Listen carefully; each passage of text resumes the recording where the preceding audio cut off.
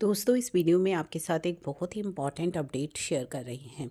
आपके साथ हमने नोटिफिकेशन शेयर करी थी, जिस नोटिफिकेशन में बात की गई थी कि अब आपके लिए आईटीआर को ई वेरीफाई करने की डेट जो है वो क्या रहेंगी। तो डेट ऑलरेडी पहले ही रिड्यूस कर दी गई थी कि 30 दिन के अंदर आपको अपनी आईटीआर को ई वेरीफाई करना है। वेरीफाई कर या फिर ऑनलाइन भी कर सकते हैं, ऑफलाइन भी कर सकते हैं।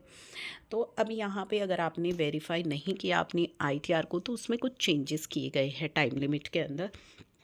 तो क्या किया गया है, इट इज़ फर्दर क्लैरिफाइड, यानी कि एक नोटिफिकेशन जो आई थी, नोटिफिकेशन नंबर 2, उसके अंदर चेंज किया गया है। उस नोटिफिकेशन नंबर 2 में जो है time limit for verification of return of income after uploading, उसमें क्या चेंज किया गया है, पैराग्राफ एट सीरियल नंबर 5, उसको कैसे रीड किया जाएगा। It is further clarified that where the return of income is not verified within 30 days from the date of uploading और till the date of due date of furnishing of return of income as per the income tax act whichever is later। तो यहाँ पे एक और change कर दिया गया है कि आईटीआर आपको 30 दिन के अंदर अंदर वेरीफाई करनी है।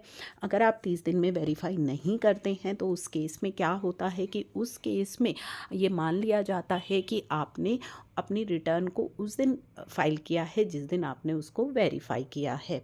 फॉर एग्ज़ाम्पल, अगर आपने अपनी आईटीआर को 31 जुलाई को फाइल कर दिया है, लेकिन उसको आपने ई वेरीफाई जो है वो 10 अगस्त को किया है, तो 30 दिन क्रॉस हो गए, तो उस केस में मान लिया जाएगा कि आपकी आईटीआर 10 अगस्त को फाइल हुई है और जो है लेट फाइलिंग के कंसिक्वेंसेस आपको बियर करने हैं। लेकिन अब वहाँ पे क्या चेंज किया गया है, चेंज किया गया है कि या तो आप 30 दिन में वेरीफाई कर लीजिए या फिर ड्यू डेट तक भी आप कर सकते हैं, विच एवर इज़ लेटर। तो अगर आप आज अपनी आईटीआर फाइल कर देते हैं तो ये जो 30 दिन है, या तो इसमें आप वेरीफाई कर लीजिए या फिर आप ड्यू डेट से पहले भी वेरीफाई कर सकते हैं। तो जो भी लेट होगा वो जो है आप वेरीफाई तब तक कर सकते हैं, लेकिन ड्यू डेट तक ही आपके पास टाइम है। तो इस केस में आप 30 दिन से ऊपर का भी समय ले सकते हैं, लेकिन ड्यू डेट तक, ठीक है। तो विच एवर इज़ लेटर, अगर आपने रिटर्न को विच एवर इज़ लेटर, तो अगर आप नहीं करते हैं ड्यू डेट तक, या तो 30 दिन या फिर within the due date whichever is later, अगर आप नहीं करते हैं तो आपकी रिटर्न इनवैलिड मान ली जाएगी।